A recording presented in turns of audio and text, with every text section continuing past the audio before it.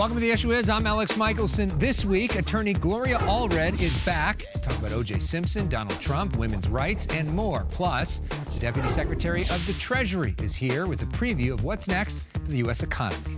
Broadcasting across California, you're watching The Issue Is.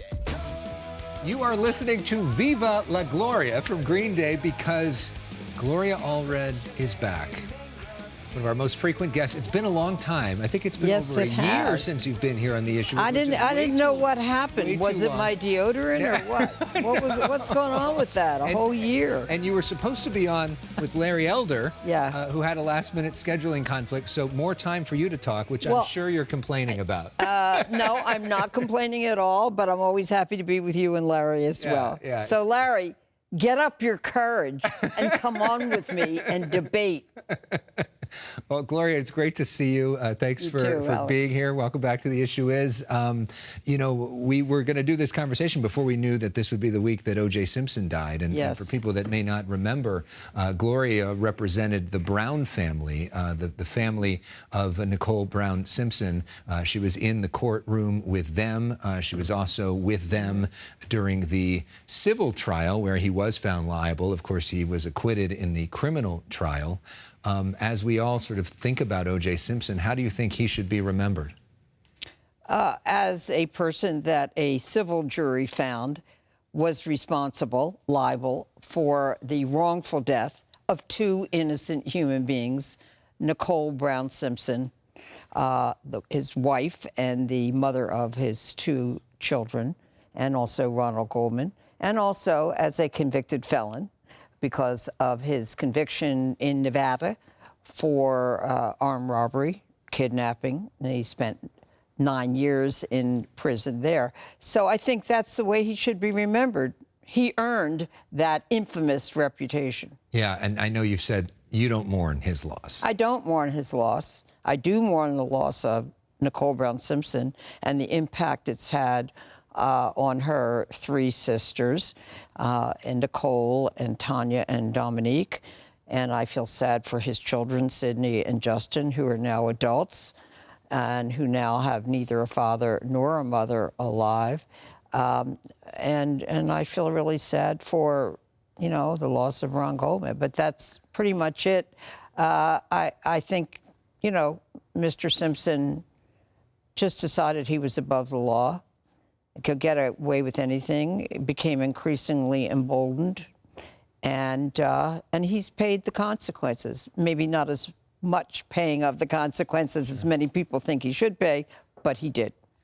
I know you've been involved in so many high-profile cases in nearly 50 years of doing this. Was that the most high-profile? I mean, can you take us being inside that courtroom and sort of describe what that whole thing was like? The day of the verdict, it was shocking. And we didn't discuss what we had expected to happen, but still, just to hear the words, not guilty. And then we went up to the district attorney's office to discuss that with him. I mean, it was hard to even discuss it because, as was reported, there was a mountain of evidence against him. His blood was all over the crime scene. His DNA had been tested and retested, and it was all there on the crime scene. And but it became, you know, something about race rather than about violence against women, particularly against violence. And Nicole, whom he had battered 5 years previous to almost decapitating her and leaving her in a pool of blood at the door of her home where the little children were sleeping. So it really, you know, on so many levels was really shocking. Another big case this week, which is what happened in Arizona. Yes. They have now, because of a court order, are set to go back to a law from 1864, which essentially bans all abortions with the exception of the life of the mother, no exceptions for rape or incest, no period at all. This, to you, reminds you of your own personal history here in California. Yes. My concern, too, is that law, which, by the way, was passed before women even had a right to vote, so they never voted on it. In fact, Arizona wasn't even a state when that law was passed, which restricts and controls women. talks about miscarriage. And we used to have a law in California in the 60s, and I moved to California in the 60s, and again was raped in Mexico and came back and found that I was pregnant. And there was a law in California that anyone who assisted in a miscarriage in California, very similar wording to the Arizona law,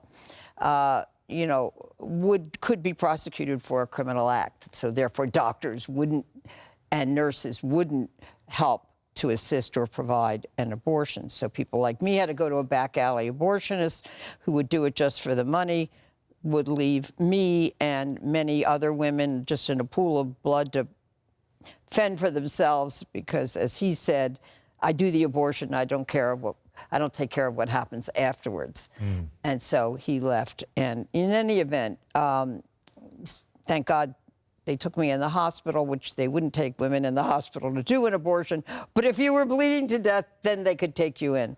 So I know what that's like, to have to suffer under a law like that. It's not yet in effect in Arizona, but soon will be.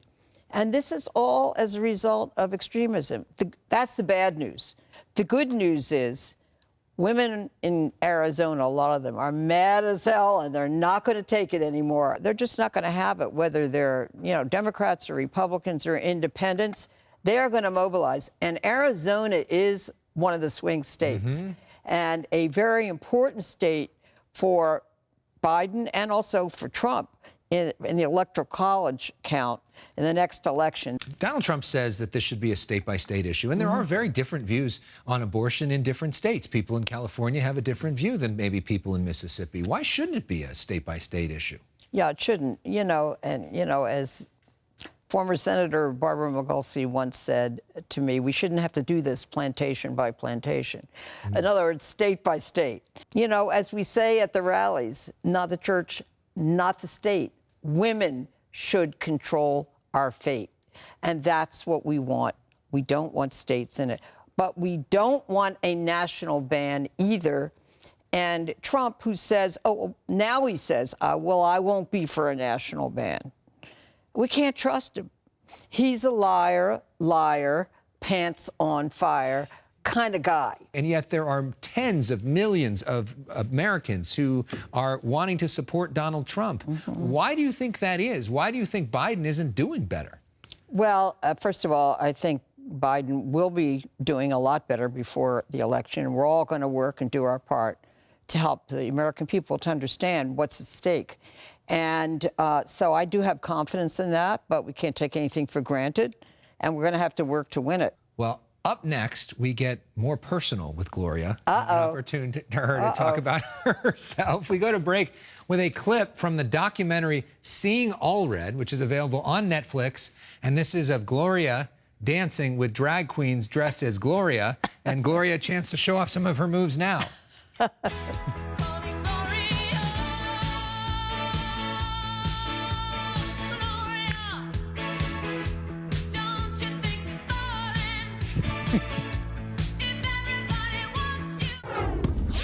In the high-profile trials involving a shooting on the set of the film Rust, Gloria Allred is representing the victim's family. In the civil trial of Roman Polanski, Gloria Allred is representing the plaintiff. As Sean Diddy Combs faces increased scrutiny from the feds, Gloria Allred represents two alleged victims of Diddy. In short, if you see a trend here, Gloria Allred is involved in just about every high-profile story there is and has been for decades. Gloria joins us now again. Gloria, I call you Waldo because, it was like, where's Waldo? You find Waldo in every picture. In every picture of history, there's Gloria. And you're very open about the fact that you're 82 years old now. So I got to ask you, are you running for president? No. I'm kidding about that. I've grown up and I've found out what I want to be. Yeah. A lawyer representing victims. So what keeps you going? Injustice. And I wake up every morning and I find out what's the injustices that my clients have suffered. And I want to do something about it. I don't want to just be a witness to injustice. I want to support my client in helping to win accountability and whatever form of justice my client thinks is possible to obtain. How do you handle the haters? There's been so many of them for so long. You know, I pretty much just ignore them. I always say if they're calling me names, I know I've won. Because if they had a good argument on the issues, they would present it. And since they don't have a good argument, they're calling names. So that means they're really hauling up the white flag of surrender. So I might as well just not pay any attention to them. Time is precious. I'm not investing it in people who don't have a good argument. You know, you have worked with the same two law partners for 48 years, which is like unprecedented that's And happening. one of my partners said he used to have a full head of hair and he's lost every hair on his head because of the cases I make him take. Thank God for them, Nathan and Michael. But are any of you even remotely thinking about the R-word retirement? I certainly hope not. I know that I'm not, and I don't think my partner Nathan is, and Michael, you know, I doubt it. Why is that? I mean, so many other people... We love what we do. Yeah. We feel blessed to do it. We like, you know, speaking with each other and, you know, having good, healthy debates about issues and cases. And we like winning. And we feel very blessed to do what we do. So, no, I don't think that's in the future. I could be surprised. I don't know. Not for me. I mean, I'm figuring out if after I'm physically not on this planet, I want to still continue helping. So I'm still thinking about how that could be, because. What does that mean? Well, I mean, there are many ways to help, even if you're not physically here. Yeah. But right now, I'm just like... AI Gloria? An AI one never Gloria? knows. One never knows. Okay, maybe I could put my brain in Alex's body, and suddenly he's an attorney and he's working for victims. I don't know. Yeah. But, you know, look, I feel great. You know, I had a cousin, Uncle Ike, who practiced law till he was about 99 years old. He went to his office every day. And, you know, if you love what you do, and I feel as though it's my duty to do it, I'm blessed and privileged to be able to do this, then that's what I should do. And that's, you know, I speak truth to power, whether they like it, whether they don't like it. Are you listening to me, President Trump, or former President Trump, or soon to be potentially felon President Trump? I don't know. But anyway, that's what I do. I speak truth to power, and I feel very lucky to do it. You were here for our third episode back when we started this show, and you said that I will continue to come back on one condition, which is that I always dance with you. Well, that's true. You started the dancing on this show, which has become a thing. I always dance with you, and then I always, though, insist on leading. You lead. Well, you are the leader. Because lead, follow, or get the hell out of the way.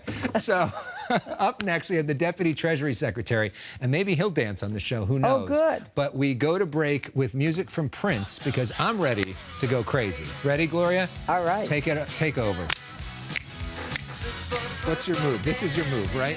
I'll do it.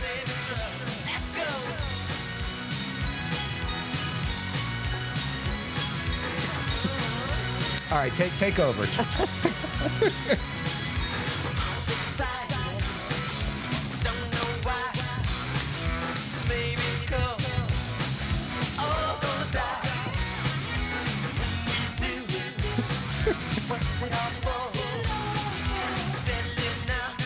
Meet your press. Meet the press. Eat your heart out, right? This week, we learned that inflation ticked up a bit to 3.5%. The national unemployment rate is at 3.8%. Wally Adeyemo is the Deputy Secretary of the Treasury. He's the #2 person to Secretary Janet Yellen, helping to set fiscal policy for the entire country. And, perhaps most importantly, he was raised in California's Inland Empire and attended UC Berkeley. Mr. Deputy Secretary, welcome to The Issue Is for the first time, and welcome home. Thank you so much. Great to be home. Great to be here with you. So let's talk about, if you had to sort of, in a sentence or two, describe what is the state of the U.S. economy right now, what is it? The U.S. economy is strong and getting stronger. We've got work to do, but the president has a plan to do that work. What's next when it comes to the economy? I know a lot of people are focused on interest rates. Are we going to see a drop-off in interest rates? What are you forecasting? I'm focused on what the president has asked me to focus on, which is doing everything we can to lower costs for the American people. We're doing that by lowering the cost of prescriptions for things like if you want to go out and you want to get yourself insulin and you're a senior, we've gotten down to $35. We're seeing that pass on to more Americans. We're focused on doing everything we can to bring down the cost of fuel and seeing what we can do on housing as well, in terms of building more housing in places like California and around the country, because we know that one of the things that matter most to Americans is what things cost. Well, I mean, lowering interest rates would make things cost less too, right? So that happened. Obviously, you don't make that. That's maybe a Fed decision, makes the call right? On interest rates. But the thing that we do focus on is supply, because the more things you have, the more you are able to meet demand. Just this morning, I was at the Port of Los Angeles. I was there because we were helping young people do job training, because one of the things we need is more people to work in the economy. So a big thing we're focused on is workforce training, so that Californians and Americans can get the skills to do the jobs of the future, not just the jobs of today. And yet, there are a lot of really strong economic indicators right now. You look at poll numbers, and they're not great for President Biden when it comes to the economy. This poll recently from CBS News, it shows Americans think that Donald Trump would handle the economy better, 55% to 33%.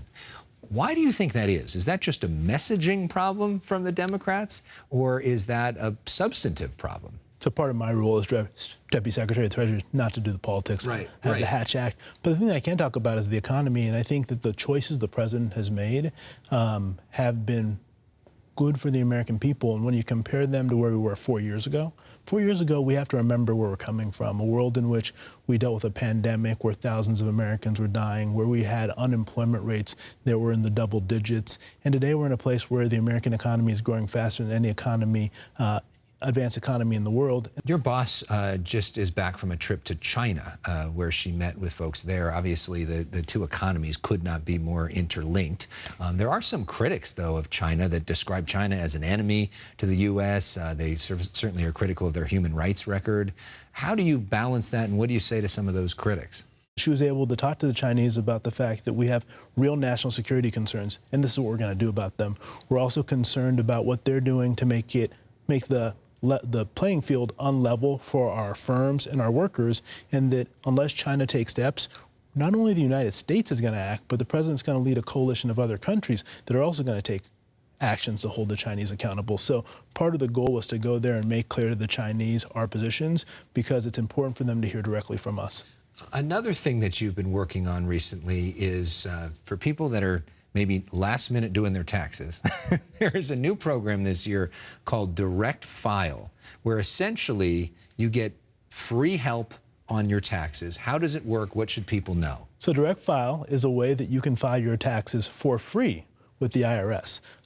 If you are someone who's in California and you're filing a simple tax return, please go to directfile.irs.gov. It's a government program that allows you to file your taxes for free, and it takes you less time than some of the traditional tax preparing software.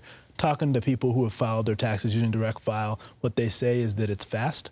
And it's important to remember that on average, people spend more than $200 a year filing their taxes.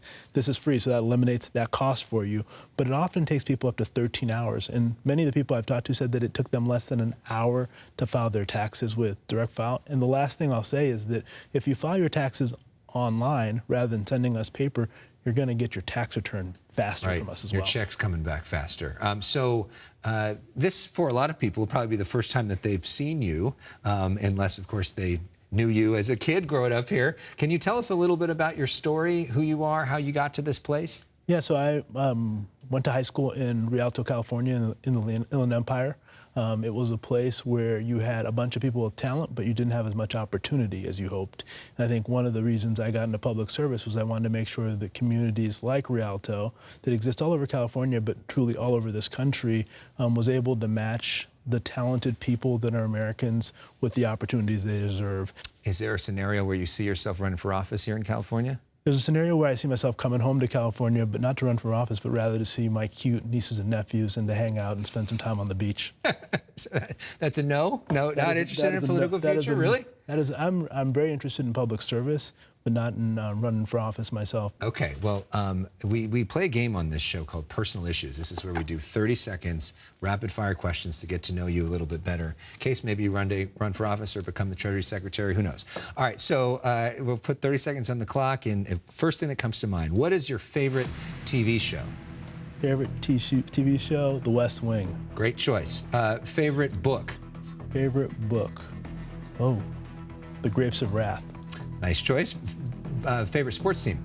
The Los Angeles Lakers. Let's go. What's your favorite way to relax? A good book on the beach. Okay, and who is your role model? I'd say my parents are my role model. Why is that? My parents, when I was 2, came to the United States from Nigeria to get an education, and they built a life here in America. My dad was a teacher, my mom was a nurse, and they decided that although they were going to be far away from where they were born, they were going to serve the community that they were in. And they just built a life and a community here in the United States based in service. And they inspired all 3 of their kids to keep doing that. So my parents are my role model. I'm looking forward to seeing them tonight and getting to spend time with them. And by the way, we've got to say hi to them as people that live here. So shout out to your parents. Thanks so much for coming in. Up next, we celebrate Bruce Springsteen. So we go to break with Born to Run. Apparently, you're never going to run, but if other people are thinking about that, we play it for that. Thanks so much, Deputy Secretary. Appreciate it. Thanks for Enjoy having your me. time in California. Great to be home. We're right back. More of The Issue Is after this. Favorite West Wing episode? 2 Cathedrals. Oh, the best one. Yeah, hard to like. That is the best choice. Yeah, hard to like. Yeah, do better than 2 cathedrals. Yeah. What you want to do is attack space. Yeah. And I call it the Stephen Curry strategy. Okay. Next week on The Issue Is, Meta World Peace will be in studio to talk about mental health reform and his support of the Kennedy Shanahan ticket. Maybe he'll teach me a thing or 2 about basketball again as well. We end with music from my all-time favorite, Bruce Springsteen and the E Street Band, who visited LA's Kia Forum this past week. Bruce, play us out with Badlands.